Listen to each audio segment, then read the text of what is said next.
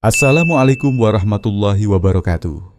Saya Raka dan pagi ini saya ingin bicara dari hati. Ada satu hal yang membuat saya gelisah setiap malam. Ayah saya, usia 71 tahun, orang yang dulu kuat dan jarang sakit. Kini setiap malam harus bangun 3 bahkan 4 kali hanya untuk ke kamar mandi. Tidurnya kacau, paginya lemas, kadang pelupa, kadang cepat marah. Mungkin Bapak Ibu juga mengalami hal yang sama. Bangun malam berkali-kali, merasa tubuh tidak segar, merasa pikun datang lebih cepat dari yang seharusnya. Dan saya mulai bertanya, apakah ini wajar? Atau justru tanda bahaya yang sering kita abaikan? Hari ini saya tidak sendiri. Telah hadir bersama saya seorang dokter yang sudah lebih dari 30 tahun mendampingi lansia di seluruh Indonesia. Beliau dikenal tegas tapi penuh kasih, telah menyelamatkan ratusan pasien dan menulis buku Sehat di Usia Emas. Mari kita sambut Dr. Siti Setiati. Waalaikumsalam warahmatullahi wabarakatuh. Terima kasih Mas Raka. Saya datang ke sini bukan sekadar membagi ilmu, tapi membawa misi. Misi untuk menyelamatkan Bapak Ibu dari kesalahan kecil, yang diam-diam merusak tidur, melemahkan ginjal, dan mencuri ketenangan hidup di usia senja. Waduh, langsung merinding saya dengarnya, Dok. Tapi izinkan saya bertanya, sering buang air kecil di malam hari, itu kan banyak orang anggap biasa ya? Katanya wajar karena usia. Itulah jebakan paling berbahaya Mas Raka. Kita terlalu sering menormalkan sesuatu yang sebenarnya sinyal tubuh sedang kelelahan. Bangun malam 1 kali itu bisa diterima. Tapi kalau sampai 3-4 kali, itu tanda tubuh, terutama ginjal, tidak bisa istirahat. Dan itu berbahaya. Jadi bukan cuma soal tidur terganggu? Jauh lebih besar dari itu. Ketika tubuh seharusnya istirahat, ginjal malah lembur. Biasanya karena kadar gula darah naik malam hari, atau tekanan darah tidak stabil. Kadang juga karena cairan menumpuk di kaki, lalu berpindah ke kandung kemih saat tidur. Hasilnya bolak-balik ke kamar mandi, tidur terpotong, pagi lemas, saraf terganggu, ingatan menurun, hati jadi mudah emosi. Semua berawal dari satu hal, tidur yang rusak. Tapi Dok, solusi medisnya bagaimana? Apakah harus minum obat setiap malam? Justru tidak Mas Raka. Inilah kabar baiknya. Solusi tidak harus mahal. Tidak perlu obat tidur atau suplemen impor. Jawabannya ada di piring makan kita sendiri. Serius Dok, dari makanan? Iya, saya sudah lihat langsung hasilnya. Ratusan pasien saya berhasil tidur nyenyak kembali, hanya dengan menambahkan beberapa jenis sayur sederhana dalam pola makan mereka. Waduh, makin penasaran nih Dok. Sayurnya sayur apa saja tuh? Nanti saya akan sebutkan satu persatu. Tapi ingat ya Bapak Ibu, sayuran ini bukan sekadar pengisi piring. Mereka bekerja diam-diam, membersihkan ginjal, menenangkan kandung kemih, menstabilkan gula darah.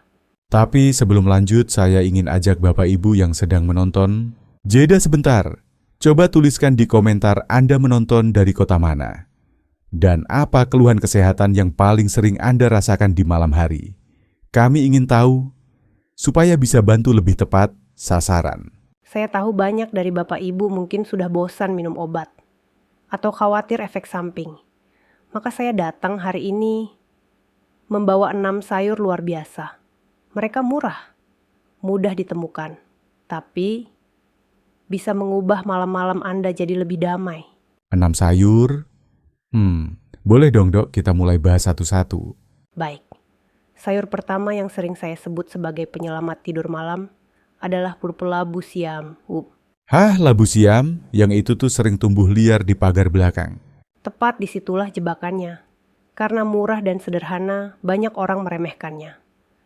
Padahal, labu siam itu seperti bodyguard yang setia menjaga ginjal Anda di malam hari. Ia tinggi air, rendah kalori, dan kaya serat larut. Kandungan kaliumnya membantu mengusir natrium, berlebih mencegah cairan menumpuk di kaki. Akhirnya malam hari, tidak lagi bolak-balik ke kamar mandi. Saya punya pasien di Magelang. Ibu Sri usia 70 tahun. Dulu tiap malam bangun 3-4 kali. Setelah makan labu, siam rebus campur wortel tiap malam, Sekarang bisa tidur nyenyak sampai subuh. Wah, luar biasa. Cara masaknya gimana tuh, Dok? Rebus dengan sedikit wortel dan jagung. Atau tumis ringan dengan bawang putih dan jahe. Mudah murah dan sangat menenangkan. Wah, jujur saya nggak nyangka labu siam bisa sehebat itu ya, Dok. Hehehehe. Mas Raka kadang penyelamat hidup kita. Bukan yang mahal, tapi yang tumbuh diam-diam di halaman rumah. Nah, sekarang saya makin penasaran. Sayur kedua apa, Dok? Sayur kedua yang sering disalahpahami adalah timun. Wah, tunggu dulu. Banyak yang bilang makan timun malah bikin pipis makin sering. Nah, itulah jebakan kedua. Banyak orang salah paham. Timun memang mengandung 95% air, tapi justru itu yang membuat ginjal lebih bersih. Asal tahu kapan dan bagaimana makannya. Konsumsi timun di sore hari bisa bantu membersihkan ginjal lebih awal. Jadi malamnya tubuh sudah tenang, kandung kemih tidak terbebani lagi. Jadi, bukan berarti timun harus dijauhi, tapi harus dimakan di waktu yang tepat. Tepat sekali, saya punya pasien di Bandung. Pak Umar usia 68 tahun. Beliau diabetes dan sering bangun 4-5 kali setiap malam. Setelah saya sarankan konsumsi pakai air infus timun dan daun minta nironen setiap sore, sekarang rata-rata hanya bangun sekali. Bahkan sering tidak terbangun sama sekali. Wah, luar biasa. Gampang pula cara bikinnya ya. Sangat gampang. Iris tipis campur air minum sore hari. Atau buat salad dengan minyak zaitun dan jeruk nipis. Segar, ringan, dan menenangkan saluran kemih secara alami. Tapi Dok, kalau orang sudah punya gangguan ginjal apa enggak, bahaya minum banyak air dari timun? Pertanyaan bagus. Untuk pasien dengan gangguan ginjal kronis berat, tentu harus konsultasi dokter. Tapi untuk lansia sehat, justru konsumsi cairan alami dari timun lebih aman daripada minuman manis atau berpengawet. Wah, saya baru tahu. Lanjut dong, Dok. Sayur ketiga. Ini dia sayur yang sering dianggap biasa banget. Tapi sebenarnya adalah senjata pelindung ginjal dan pengatur gula darah alami. Bayam khas. Bayam yang sering kita buat sup bening itu. Iya, tapi jangan tertipu bentuknya. Bayam itu kaya magnesium dan serat larut. Magnesium membantu insulin bekerja lebih baik. Hasilnya gula darah lebih stabil di malam hari. Ginjal tidak harus kerja lembur. Tambah lagi, serat larut dalam bayam memperlambat penyerapan karbohidrat dari makanan seperti nasi putih. Jadi lonjakan gula bisa dicegah. Wah, berarti makan bayam seperti kasih rem alami untuk gula darah ya, Dok? Betul. Saya punya kisah nyata dari Yogyakarta. Pak Darto usia 72 tahun. Setiap malam bangun 4 kali. Setelah rutin makan, sup bayam dengan daging cincang dan bawang putih. 34 kali seminggu, kini hanya bangun sekali. Bahkan kadang tidur nyenyak sampai subuh. Luar biasa.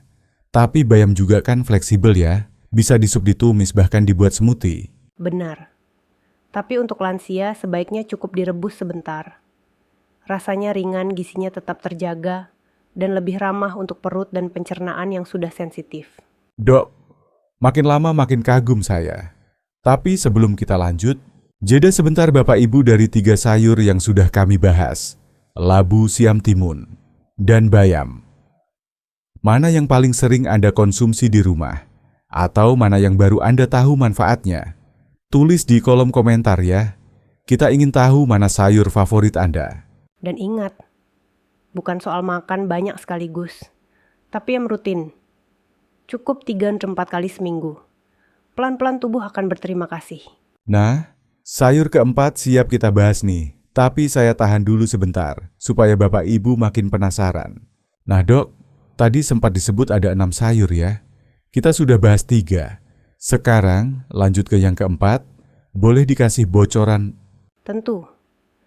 Sayur keempat, mungkin yang paling sering dianggap sayur murahan, padahal justru penuh rahmat. Namanya kol, atau sering disebut juga kol hijau muda. Ah, kol? Itu yang sering kita makan dengan tahu goreng atau sambal. Hehehe, betul sekali. Tapi jangan tertipu tampilan sederhananya. Kol memiliki sifat dingin alami, kaya akan serat halus, dan sangat ramah untuk sistem pencernaan dan ginjal lansia. Serat dalam kol membantu tubuh membuang kelebihan garam dan cairan secara perlahan, tanpa memaksa ginjal bekerja terlalu keras. Akibatnya tekanan darah lebih stabil, kaki tidak bengkak, dan kandung kemih tidak cepat penuh saat tidur. Wah, saya baru sadar, jadi kol bisa bantu tidur nyenyak juga ya? Sangat bisa. Dan satu lagi, kol memiliki indeks glikemik rendah. Artinya tidak menyebabkan lonjakan gula darah yang memaksa ginjal bekerja ekstra malam hari. Wah, ini kabar baik bagi yang punya diabetes ya, Dok? Betul, saya punya pasien di Semarang. Ibu Aminah usia 67 tahun.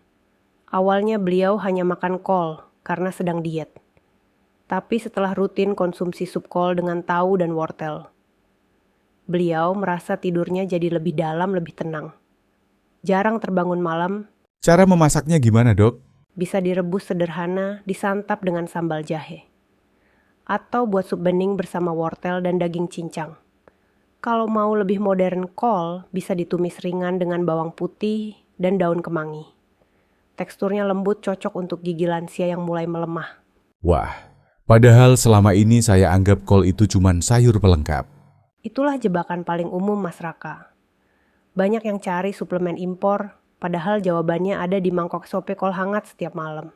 Dok, sayur kelima apakah lebih mengejutkan? Sangat mengejutkan, karena ini sayur yang sering kita biarkan tumbuh liar di pagar rumah. Namanya daun katuk. Wah, bukannya daun katuk itu hanya untuk ibu menyusui. Itulah salah kaprah yang sering saya luruskan. Daun katuk juga sangat bermanfaat bagi lansia, terutama untuk menenangkan kandung kemih dan menstabilkan tekanan darah. Katuk kaya akan kalium, membantu tubuh membuang natrium berlebih.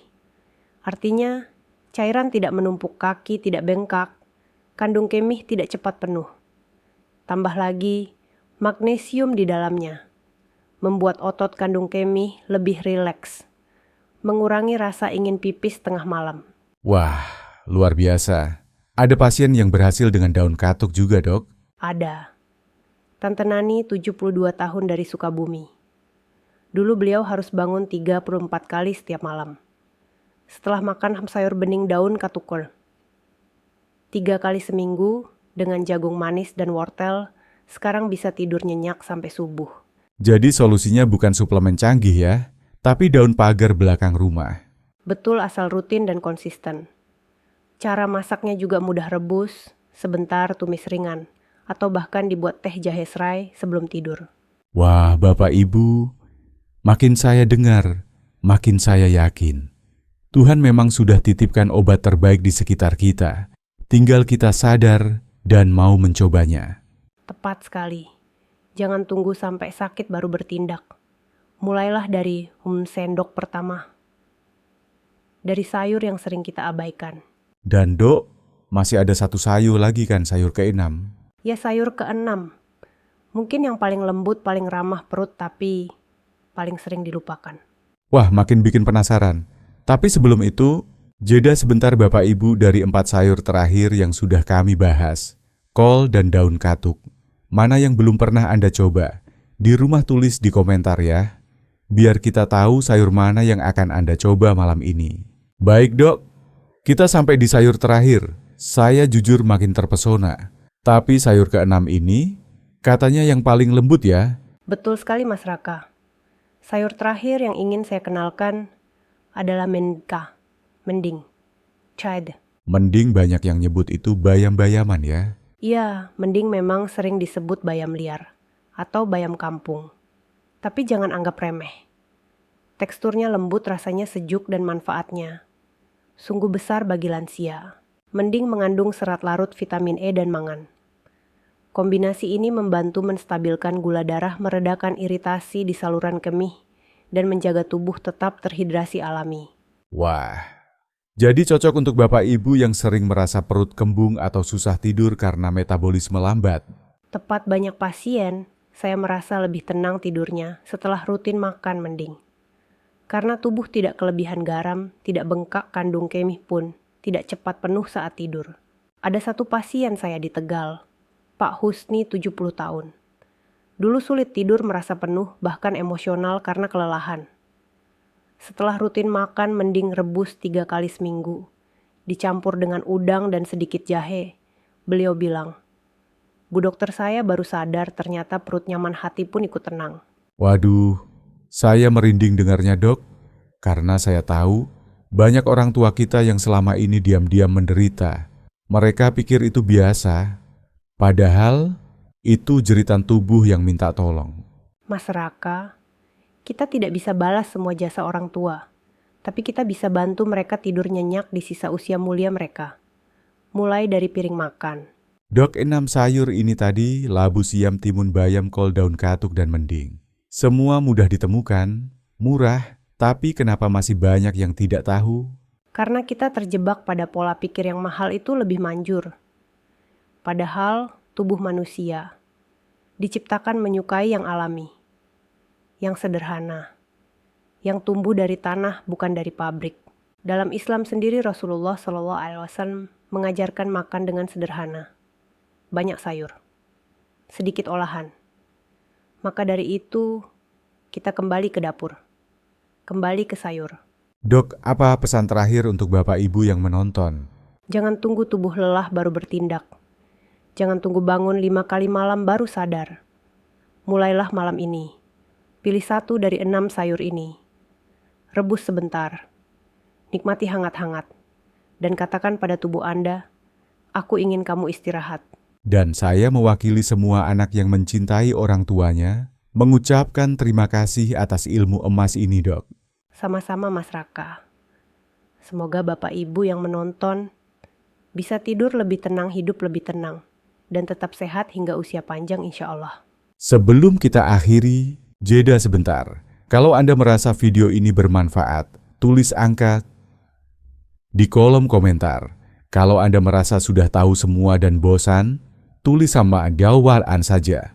Kami tidak akan marah, tapi ingin tahu sejujurnya mana konten yang benar-benar membantu Anda. Dan jangan lupa, klik tombol suka berlangganan dan aktifkan lonceng notifikasi. Karena di video berikutnya, kita akan bongkar rahasia makanan kampung yang ternyata bisa bantu jantung berdetak lebih stabil. Tetap saksikan hingga akhir, karena rahasia hidup sehat di usia emas bisa jadi tersembunyi dalam semangkuk sayur bening sederhana. Wah, 6 sayur sudah kita bahas. Tapi saya yakin Bapak Ibu pasti bertanya, apakah harus makan satu persatu setiap hari? Pertanyaan bagus, Mas Raka. Justru kombinasi dari 2 atau 3 sayur sekaligus bisa memperkuat efek penyembuhannya. Jadi seperti tim kerja ya dok, 1 sayur bantu ginjal, 1 lagi bantu gula darah, 1-nya bantu kandung kemih. Betul sekali. Misalnya, kombinasi kelabu siam dan bayam. Labu siam bantu buang cairan berlebih, sementara bayam menjaga gula darah tetap stabil. Hasilnya ginjal lebih tenang, tubuh lebih ringan. Kalau kol dan daun katuk? Nah, ini pasangan yang saya sebut penenang malam. Kol bantu stabilkan tekanan darah katu, membuat otot kandung kemih lebih rileks. Hasilnya tidur lebih panjang tanpa gangguan. Dok, saya ingin tahu, adakah kisah nyata tentang pasangan lansia yang berhasil mengubah hidup mereka hanya dengan pola makan ini? Ada, dan ini kisah yang selalu membuat saya terharu. Pak Nur dan Bu Rahayu, pasangan pensiunan guru di Salatiga. Usia mereka 74 dan 71 tahun. Selama 10 tahun tidur mereka selalu terganggu. Bolak-balik ke kamar mandi, bahkan pernah saling marah karena lelah dan tidak bisa istirahat. Anak mereka sempat membawa mereka ke saya. Setelah pemeriksaan, saya beri 1 resep sederhana. Tiap malam makan sup labu siam dengan bayam, dan siang hari minum air timun daun mint. 3 minggu kemudian, mereka kembali. Wajahnya berseri. Pak Nur berkata, "Bu dokter, kami seperti pengantin baru. Sudah lama kami tidak bisa tidur berdampingan tanpa gangguan." Masya Allah, luar biasa. Semua karena perubahan kecil di dapur rumah. Itulah kekuatan makanan. Ia bukan sekadar mengisi perut, tapi menyembuhkan tubuh, menenangkan hati, dan memperbaiki hubungan. Bapak Ibu yang menonton, Anda tidak sendiri. Di luar sana ada banyak lansia yang sudah merasakan manfaat besar hanya dari sup sederhana dan sayuran pasar tradisional. Kalau Anda pernah mengalami perubahan serupa, tulis kisah Anda di komentar. Cerita Anda bisa jadi harapan bagi orang lain. Dan satu pesan penting, tidak perlu langsung berubah total. Mulailah dari satu langkah kecil, satu piring sayur, satu malam tanpa gangguan. Dari situ perubahan besar akan datang. Dok, banyak yang bertanya, apakah 6 sayur ini boleh dikonsumsi bersama nasi putih? Boleh, tapi sebaiknya kurangi porsinya. Kombinasikan dengan protein ringan seperti ayam rebus atau tahu tempe kukus. Dan jangan lupa minum air putih cukup, tapi hentikan 2 jam sebelum tidur, agar tidak menambah beban kandung kemih. Wah, ternyata cara makan juga penting ya. Sangat penting. Banyak yang sudah makan sehat, tapi waktunya salah. Atau cara masaknya terlalu berat. Kunci utama adalah ringan alami dan konsisten. Dan jangan lupa rasa, supaya orang tua kita juga menikmatinya, bukan sekadar tugas makan sehat. Betul. Gunakan bumbu alami seperti jahe bawang putih serai. Mereka bukan hanya menambah rasa, tapi juga punya efek penyembuhan luar biasa. Dok, setelah mendengar semua penjelasan ini, saya merasa kita semua harus lebih hormat pada makanan yang kita anggap biasa. Benar sekali, Mas Raka. Karena terkadang yang kita anggap remeh itu justru penyelamat. Sering saya mendapati pasien berkata, "Saya tidak sangka, Bu Dokter. Ternyata sup sederhana bisa mengubah malam saya." Dan saya jawab, itu karena Anda mulai mendengarkan tubuh Anda.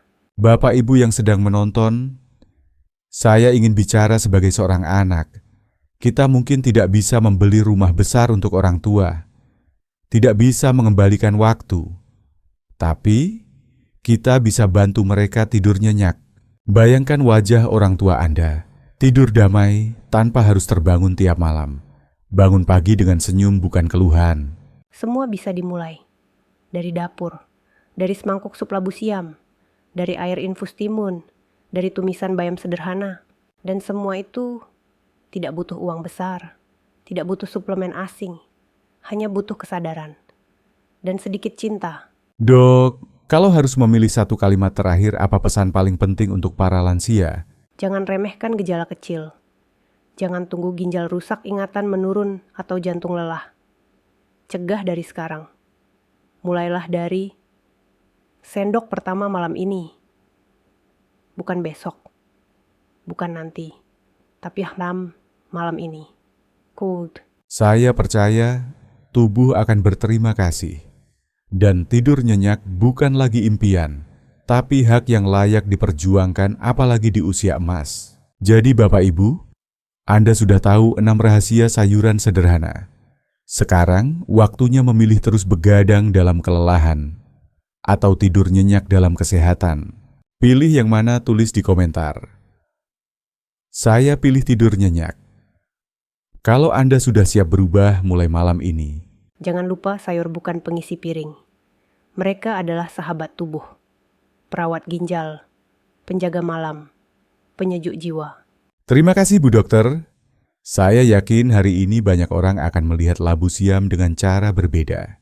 Dan saya harap malam ini akan lebih banyak lansia di Indonesia yang bisa tidur tanpa harus terbangun 4 kali.